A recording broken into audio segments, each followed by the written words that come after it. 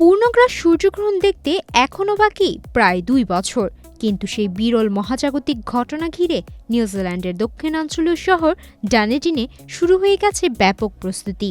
২০২৮ সালের ২২ জুলাই অনুষ্ঠিত হতে যাওয়া এই সূর্যগ্রহণকে ঘিরে শহরের কিছু হোটেল ইতোমধ্যেই পুরোপুরি বুক হয়ে গেছে, কারণ ডানেডিন থেকে শেষবার পূর্ণগ্রাস সূর্যগ্রহণ দেখা গিয়েছিল ১১৬৩ সালে, অর্থাৎ প্রায় ৮৬৫ বছর আগে।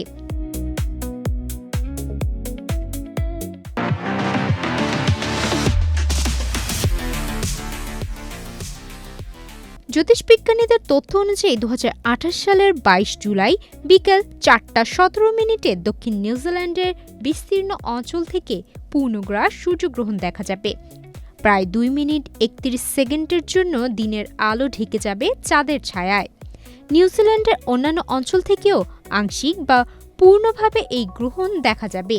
দেশজুড়ে একসঙ্গে সূর্যগ্রহণ দেখার এমন সুযোগ সর্বশেষ এসেছিল ১৯৬৫ সালে। ডানেডিনের তুহুরা ওটাগো মিউজিয়ামের পরিচালক ও জ্যোতিষবিজ্ঞানী ইরান গ্রিফিন বলেন, ডানেডিনে বসবাসকারী বর্তমান প্রজন্মই প্রথমবারের মতো এই শহর থেকে পূর্ণগ্রাস সূর্যগ্রহণ প্রত্যক্ষ করবে। তার ভাষায়, ডানেডিন থেকে আমরাই প্রথম মানুষ হিসেবে পূর্ণগ্রাস সূর্যগ্রহণ দেখতে চাচ্ছি। এটি সত্যিই রোমাঞ্চকর। এই বিরল ঘটনার প্রতি গ্রিফিনের আগ্রহের প্রমাণ মিলেছে আরও আগে। শুধু এই সূর্যগ্রহণ দেখার লক্ষ্যেই তিনি ২০১৩ সালে ডানেডিনে একটি বাড়ি কিনেছিলেন। সূর্যগ্রহণকে ঘিরে পর্যটকদের আগ্রহ তুঙ্গে। ডানেডিন লেজার লজ নামের একটি হোটেল ইতোমধ্যেই ওই সময়ের জন্য সম্পূর্ণ বুকিং সম্পন্ন করেছে।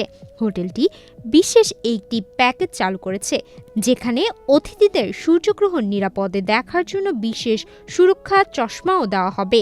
শহরের অন্যান্য হোটেলেও আগাম বুকিংয়ের জন্য ব্যাপক অনুসন্ধান চলছে। স্থানীয় প্রশাসনের ধারণা, ২০২৮ সালের এই বিরল জ্যোতিষ বৈজ্ঞানিক ঘটনা দেখতে ডানেডিনে অন্তত ৩৫,০০০ পর্যটকের সমাগম হবে। এই উপলক্ষে গত বুধবার থেকে ডানেডিন মিউজিয়ামে আনুষ্ঠানিকভাবে কাউন্টডাউনও শুরু হয়েছে, যা গ্রহণ শুরু হওয়ার ঠিক আগ মুহূর্ত পর্যন্ত চলবে। ডানেডিনের মেয়র সোফি বার্কার বলেন, সূর্যগ্রহণ ঘিরে উত্তেজনা ইতোমধ্যেই পুরো শহরে ছড়িয়ে পড়েছে। এমন একটি অসাধারণ মহাজাগতিক ঘটনার জন্য আমরা অধীর আগ্রহে অপেক্ষা করছি। সুমায়া মিতু, বাংলাদেশ প্রতিদিন।